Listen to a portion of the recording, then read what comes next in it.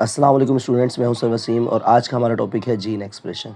ठीक है, तो जीन एक्सप्रेशन क्या होती है? सिंथेसिस ऑफ प्रोटीन को कहते हैं। सिंथेसिस ऑफ प्रोटीन क्या होती है?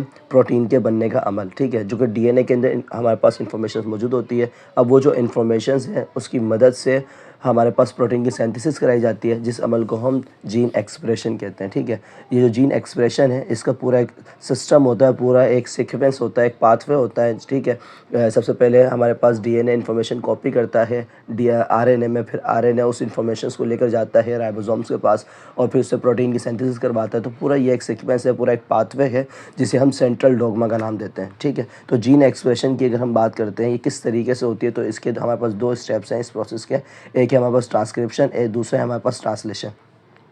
तो जो ट्रांसक्रिप्शन है, सबसे पहले इसमें क्या होता है, जो हमारी बॉडी के अंदर जो सेल्स होते हैं इनमें न्यूक्लियस के अंदर डीएनए मौजूद होता है। ठीक है, हमने एक सेल यहाँ ड्रॉ किया हुआ है, तो सेंटर में जो आपको ये ब्लैक स्ट्रक्चर नज़र आ रहा है राउंड सा, जिसके अंदर ये उलझे हुए धागे नुमा स्ट्रक्चर मौजूद है, इसे हम न्यूक्लियस कहते हैं।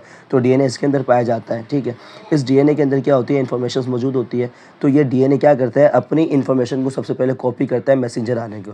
मैसेंजर आरएनए क्या होता है? मैसेंजर आरएनए बेसिकली हमारे पास जो आरएनए है ये राइबो न्यूक्लिक एसिड होता है। आरएनए हमारे पास तीन तरह के होते हैं, messenger RNA, transfer RNA, ribosomal RNA. ठीक है, ये तीन तरह के हमारे पास आरएनए मौजूद होते हैं। और डीएनए क्या हमारे पास deoxyribo nucleic acid. Basically DNA और आरएनए दोनों हमारे पास जेनेटिक मॉलिक्यूल्स होते हैं। इनके अंदर जो जेनेटिक मटेरियल होता है, जो हमारे पास इन्फॉर्मेशन होती है मुकम्मल बॉडी की, वो स्टोर होती है बेसिकली डीएनए के अंदर स्टोर होती है। ठीक है, तो डीएनए के साथ ही अटैच हुआ वो होता है आरएनए, जो कि डीएनए की हेल्प करता है और जो भी डीएनए के ऑर्डर्स होते हैं उनको उस पर परफॉर्मेंस दिलवाता है और काम करवाता है। ठीक है, तो ट्रांसक्रिप्शन के अंदर क्या होता है, डीएनए के अंदर जो इन्फॉर्मेशन मौजूद थी वो सबसे पहले आरएनए के अंदर कॉपी करता है। तो इसी अमल को हम ट्रांसक्रिप्शन का नाम देते हैं। ठीक है, तो डीएनए के अंदर जो इन्फॉर्मेशन मौजूद है वो किस में, मैसेंजर आरएनए में क्या हो जाएगी, कॉपी हो जाएगी।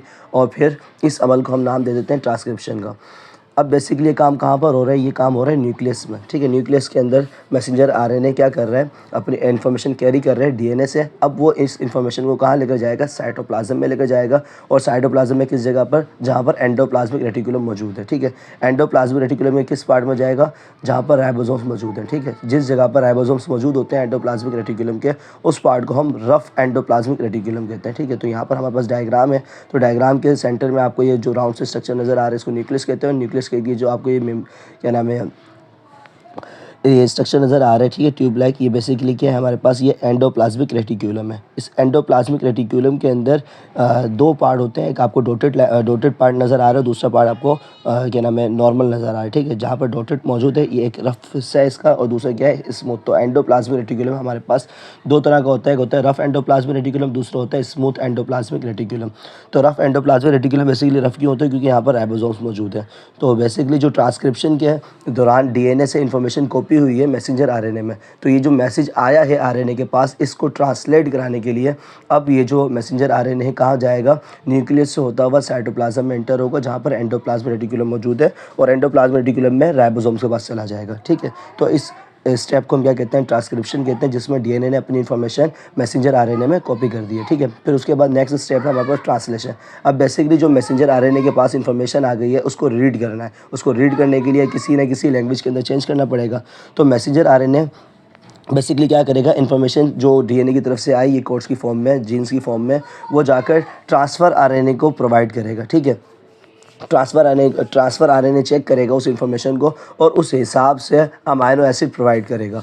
उस हिसाब से जब ये अमाइनो एसिड प्रोवाइड करेगा तो ठीक है, जो वहाँ पर राइबोसोम्स मौजूद होंगे एंडोप्लाज्मिक रेटिकुलम में, राइबोसोम्स मौजूद होंगे वहाँ पर, उसके साथ राइबोसोमल आरएनए मौजूद होगा। वो क्या करेगा, उन अब जो amino acid transfer RNA provide कर रहा है वो ये क्या करेगा, उन अमाइनो एसिड्स को पेप्टाइड बॉन्ड के थ्रू ज्वाइन करना शुरू कर देगा। जब हमारे पास ये अमाइनो एसिड ज्वाइन होना शुरू हो जाएंगे, उनके दरमियान पेप्टाइड बॉन्ड बनना शुरू हो जाएगा, तो एक पूरी चेन बनना शुरू हो जाएगी, जिसको हम क्या कहेंगे, प्रोटीन की चेन बन गई है। अब बेसिकली अब ये जो प्रोटीन है ये क्या है, लैंग्वेज ऑफ द बॉडी। अब बॉडी के अंदर जो भी काम करवाना है इस प्रोटीन को देखते हुए कुछ ना कुछ फंक्शन यहाँ पर परफॉर्म होगा। बेसिकली हमारे पास क्या हुआ था, ट्रांसक्रिप्शन के अंदर न्यूक्लियस से इन्फॉर्मेशन आई थी मैसेंजर आरएनए के थ्रू, कहाँ पर, एंडोप्लाज्मिक रेटिकुलम में, और फिर एंडोप्लाज्मिक रेटिकुलम में कहाँ चली गई थी, रफ पार्ट में, जहाँ पर राइबोसोम्स मौजूद थे। और राइबोसोम्स जहाँ पर मौजूद थे वहाँ पर क्या मौजूद था हमारे पास, राइबोसोमल आरएनए। उसने क्या किया, ये जो transfer RNA amino acid provide कर रहा था मैसेंजर आरएनए को रीड करके, और राइबोसोमल आरएनए ने क्या कर दिया, पेप्टाइड बॉन्ड के थ्रू उन अमीनो एसिड्स को चेन की फॉर्म में बना दिया, और इस तरीके से हमारे पास क्या, प्रोटीन सिंथेसिस हो जाती है। ठीक है, तो इस तरीके से हमारी बॉडी के अंदर प्रोटीन बन रहा होता है, जिस अमल को हम जीन एक्सप्रेशन कह रहे हैं। जीन एक्सप्रेशन क्यों कह रहे हैं इस अमल को हम, क्योंकि डीएनए से जो इन्फॉर्मेशन आई थी वो जीन्स की फॉर्म में आई थी, जो कि मैसेंजर आरएनए लेकर आया था, और फिर उन जीन्स को देखते हुए जो हमारे पास ट्रांसफ़र आरएनए था उसने अमीनो एसिड प्रोवाइड किए, और फिर जो अमीनो एसिड हमारे पास आ गए तो जो राइबोसोम मौजूद थे उन्होंने क्या किया, उन अमीनो एसिड्स को एक सीक्वेंस दे दिया और एक चेन के अंदर शिफ्ट कर दी, जिसको हम प्रोटीन चेन कहते हैं। तो स्टूडेंट आज के लिए इतना ही, इंशाल्लाह फिर मुलाकात होगी न्यू वीडियो के साथ। तो जब तक के लिए अल्लाह हाफिज़।